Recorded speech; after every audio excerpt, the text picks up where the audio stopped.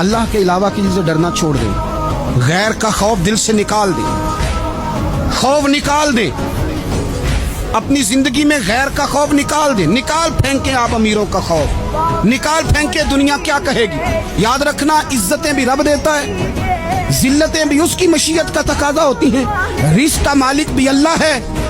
حضرت مولا علی سے کسی نے کہا کہ آپ اپنے ساتھ حارس کیوں نہیں رکھتے، گن مین کیوں نہیں رکھتے، باڈی گارڈ کیوں نہیں رکھتے؟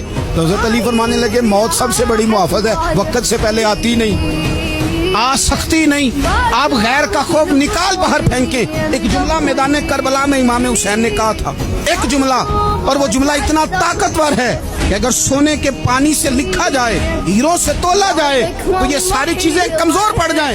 امام علی مقام میدان کربلا میں جب گھوڑے پہ سوار ہوئے، اللہ اکبر کہہ کے میدان میں آئے اور آپ نے یزیدیوں سے کہا کہ تم ظالم ہو، جابر ہو، فاسق ہو، اطاعت تمہاری نہیں قبول کی جائے گی، اب بتاؤ لڑنا ہے کہ کیا کرنا ہے؟ جب وہ لڑنے کے لیے میدان میں آئے تو امام نے ایک جملہ کہا، فرمانے لگے لوگوں گواہ رہنا، آج میں نے عزتیں خرید لی ہیں اور ذلتیں دور کر دی ہیں۔